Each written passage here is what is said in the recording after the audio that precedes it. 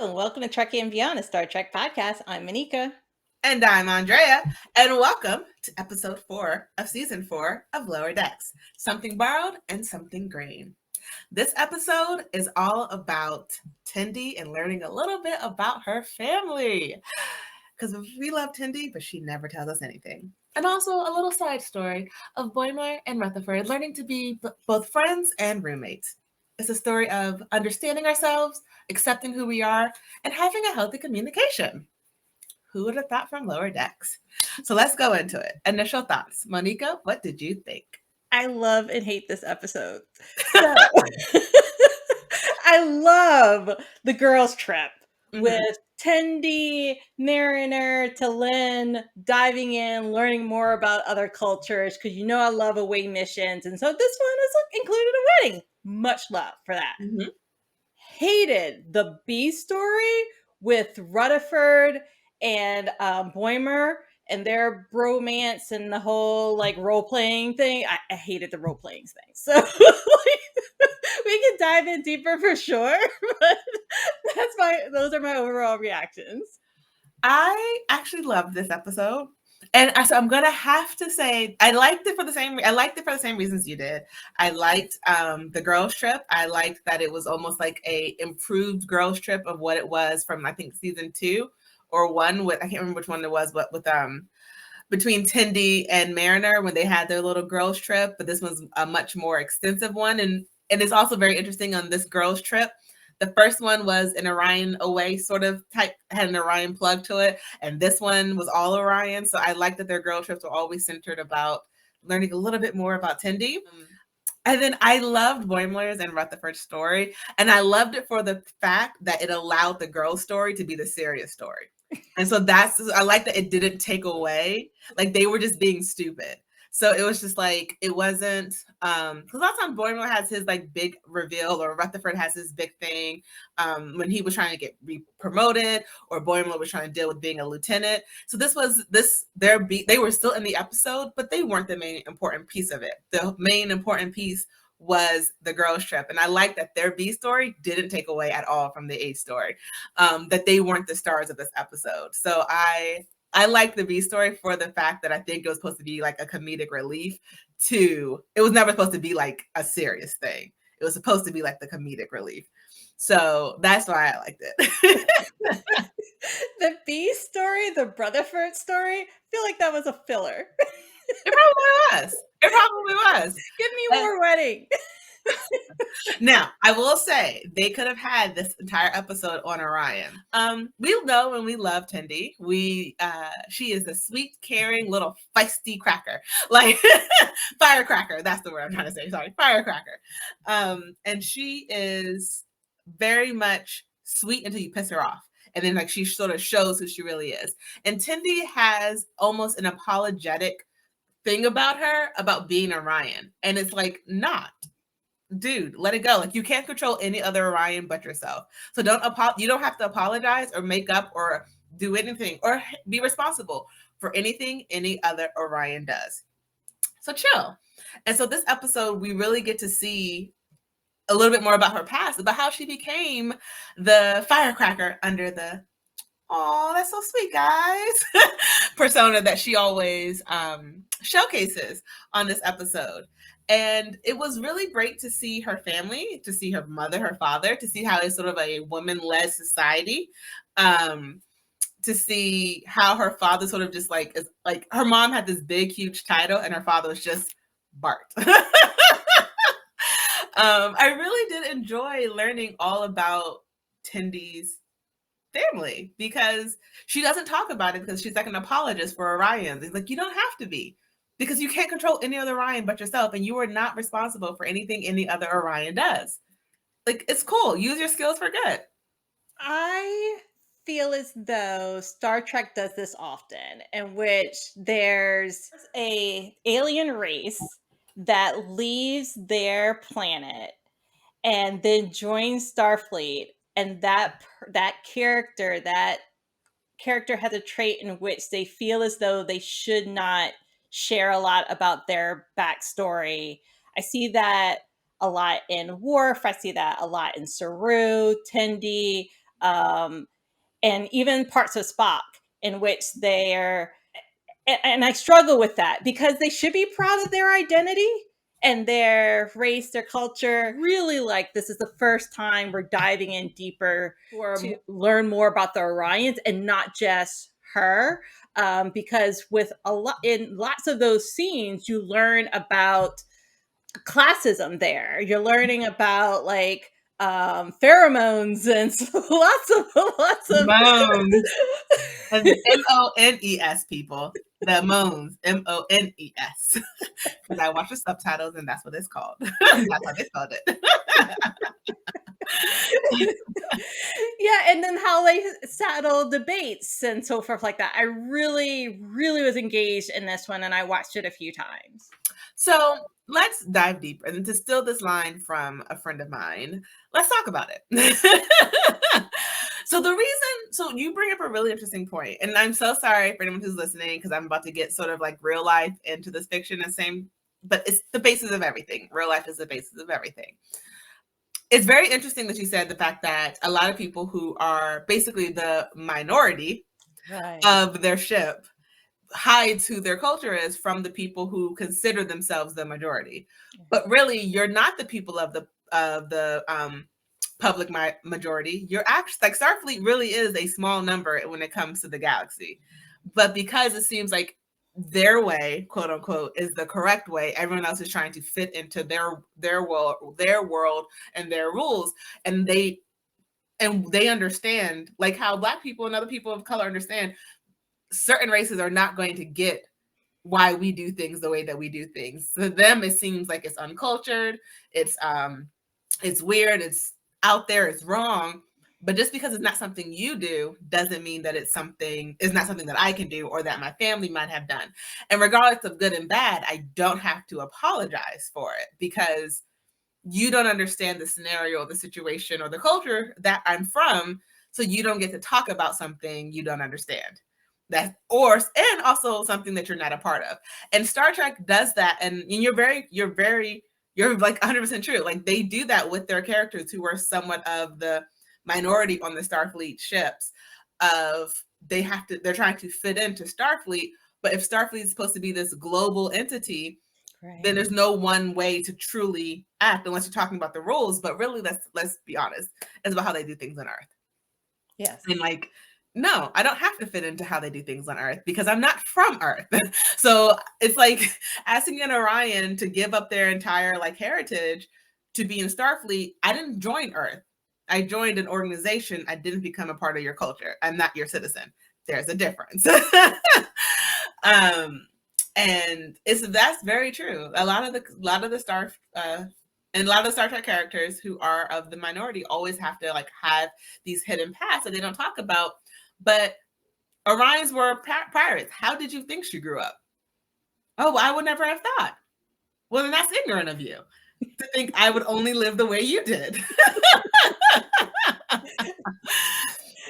Yes, and that she had to completely feel as though she had to reinvent herself for Starfleet and the Federation. And that goes into becoming an Oreo and being called that.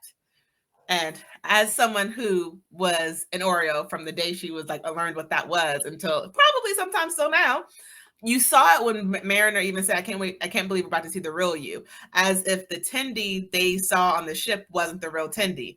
And even Tendi felt like Tendi felt like the person she was on the ship was just an act, and who she really was who she was at home.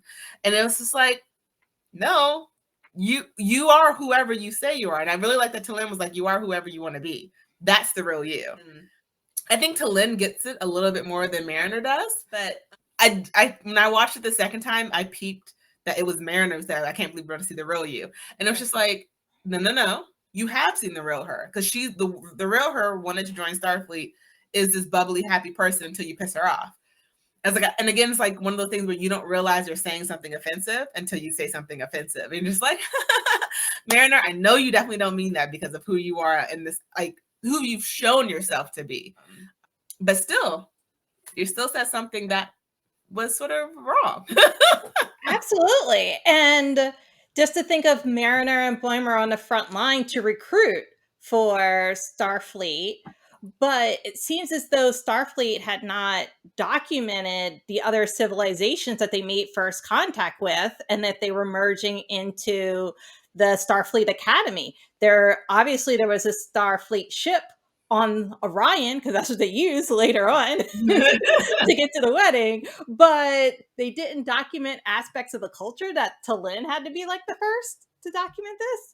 So apparently there was a little, and I missed it like the first time I watched it. It's in like the second or third time I watched it, because I did watch it through like 3 or 4 times. It was hilarious. There's a line mentioned that Orion, like you're not allowed, like they don't allow outside ships on Orion. So any ship I think that was there, they stole. So yeah, so it was like a very like quick line, and I think Boimler mentions it at the end, like a previous like then I'm really surprised that the nightclub crew, that lots of people welcomed them to the wedding and so forth, considering they seem to hate outsiders. So, yeah, and that goes to show how well Tendi is respected on that on that planet, because you're with Tendi, the mistress of the winter constellations, the prime daughter of her family. How well respected she is in the circles where no one says anything because of who they're with. It's about who you know. And people always talk about Orions, but to be on the ship, to be on this planet, you need to be with Tendi. Tendi is going to show you how to be around. Tendi's going to keep you safe, but everyone judges her because she's an Orion, but really you need her. Because sometimes you can't do everything cleanly. I'm so sorry. I'm so sorry, Captain Pike, going back to Strange Worlds. You can't do everything cleanly. Sometimes you need to get your hands dirty. And you need people who know how to do that effectively. Who's a number 5 syndicate on their planet? Come on.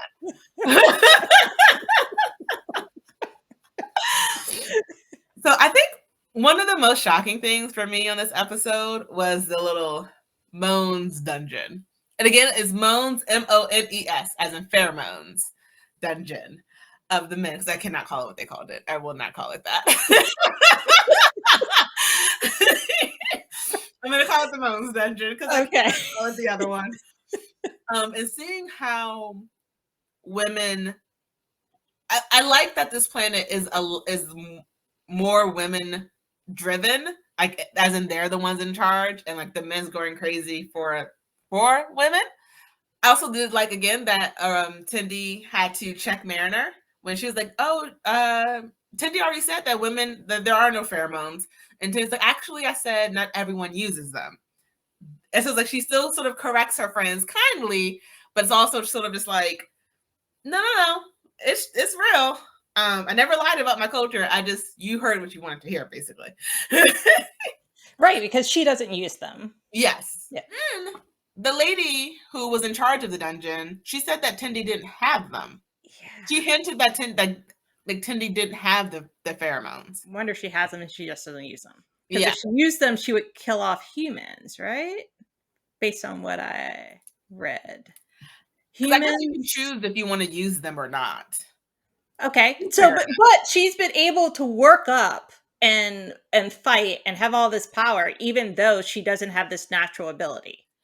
Yeah, because the lady said that Tendi used to control males easily, even without pheromones. So that doesn't necessarily say that she doesn't have them. It's just that she never used them.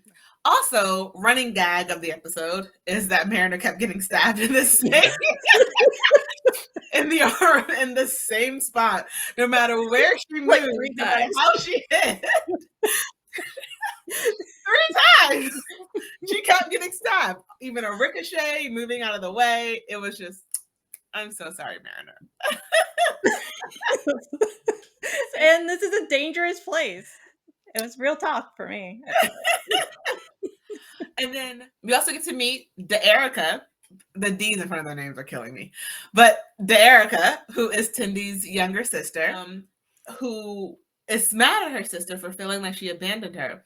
And again, that is a whole, like watching this episode, which is like such a, like they had a Black person write this episode, or a person of color, I should say. I won't say a Black person. I'll say a person of color wrote this episode, because it was harping on sometimes like when family feels like you want to, like when someone wants to feel like they want to do better, quote unquote better, and then their family's like, well, you left and never came back, and it's just like, well, I didn't want to be like this anymore, so I had to leave.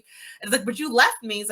It's like that, always that pull and push of like, I want to move forward and I don't want to leave my family behind, but at the same time I don't want to stay behind and not move forward. And it's like, sometimes like people don't take the time to realize you can do both. You can improve your life and still love your family and still be present in your family's life and not kick them out. Like, you can do both. It is possible. And a lot of times people feel like, oh, once you get out, you got to stay out, because if you go back, you just revert. And I feel like Tendi sort of felt like that. Like, she couldn't go back because she was almost so embarrassed of how her family used to be. But it's like, you're allowing yourself to be embarrassed by standards that weren't set up by your family, by standards that weren't set up by anyone in your actual society and your culture. You're allowing yourself to be embarrassed by standards erected by people who have never met you. Why are you allowing yourself and your family to be judged off of rules that don't apply to them? Right, because I wonder if Tendi received the invitation for this wedding, whatever the future version of an email would be, if she received it that way instead of a delivery from Captain Freeman, if she would have felt a sense of urgency to do this. Yeah, she completed everything on her to-do list, so she had the free time to do it. But I wonder if it wasn't from a captain, from a leader, if she would have said to do it, and she was put on the spot around her friends.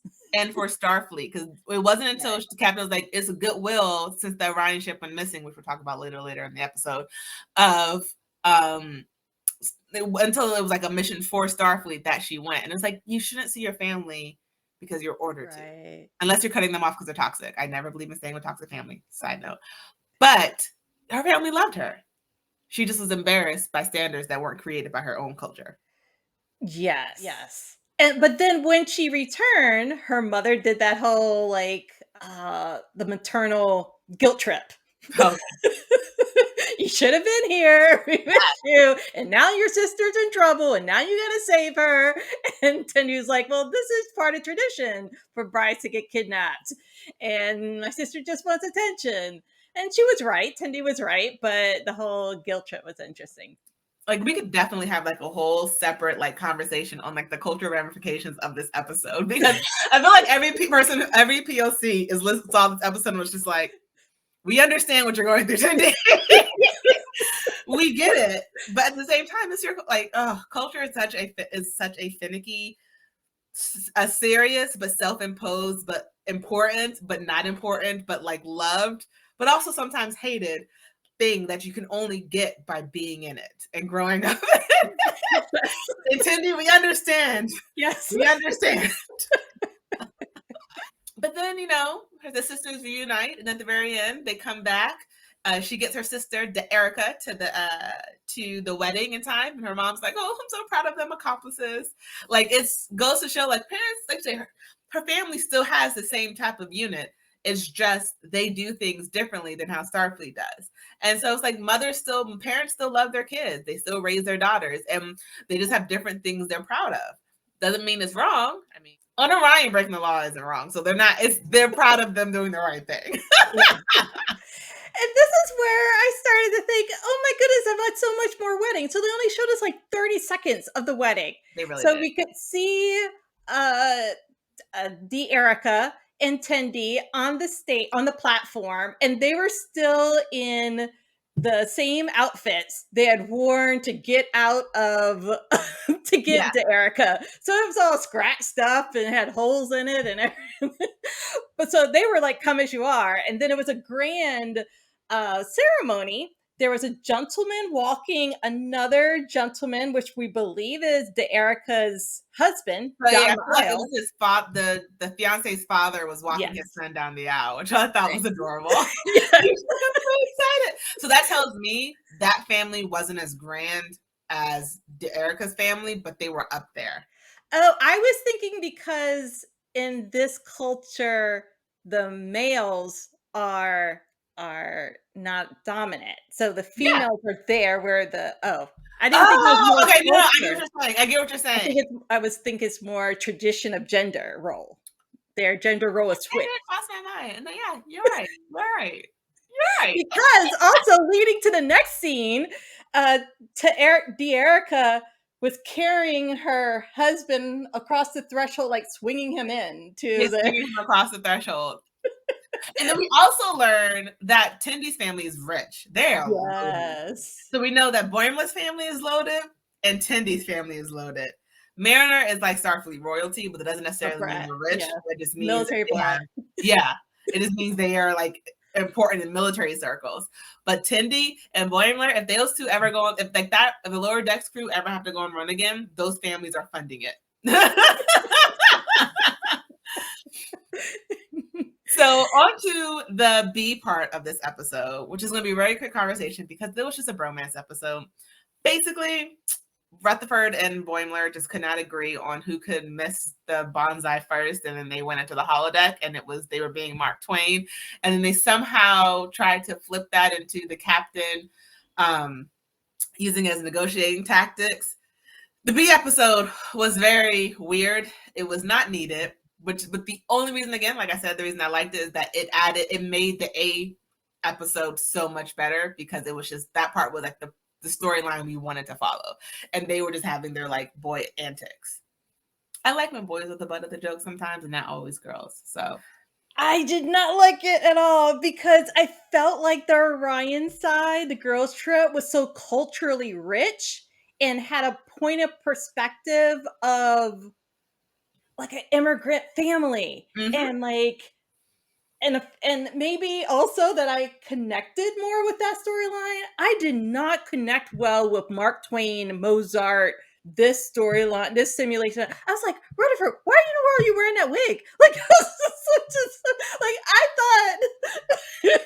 thought the Brutherford group, those two guys, I thought they looked like KFC chicken guy, like the General Sanders from KFC. When he was dressed up as Mark Twain. that episode. Why go colonial? Like, why, of all role playing? And let's be super honest. You're so far into the future. You guys should be coming back to like this time, this current time. Because like we go back to like Mark Twain, and even that is still just like, hot under the collar. I feel really uncomfortable reading your work, dude, because you are racist. But like, why are you going so far back? That's like me referencing like the Roman Empire. Like, why would I be going that far back to relax? Like, no.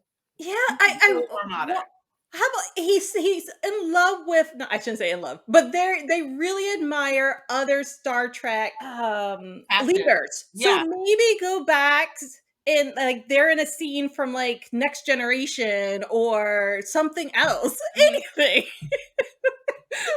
But why colonial America and Mozart? I don't get it. It's perplexing. It was perplexing. But it also just made the girl side so much better. So that's why I like it. Yeah, and they showcase a newish alien race. The alien race that was that eventually the captain for the other ship that ate the bonsai. I can't remember. That character's name, but they kind of made that character seem dumb, or I didn't get like a proud moment in the negotiation that he came away with it with something besides eating the bonsai. Yeah. So it was, and again, that also goes back to showcase. This I may be completely wrong, but there is a amazing line that came from the show Modern Family of Sofia Vergara's character, of how she was so upset that no one in her family would learn Spanish and she always had to speak English. And she was like, you think I'm dumb because I have to hear what you say in English, translate it to Spanish, formulate my answer, and then translate it back to English. And she's like, do you know how smart I am in Spanish? And it just like goes back. And so like now, honestly, when I heard that line, I was just like, that is actually very true. It's like when they are speaking a language that is not their language, or it's like it's a culture thing that's not our culture, it seems like more childish, but to them it could be very important. And it's because we're coming from an eyesight of we don't understand it, so it's weird.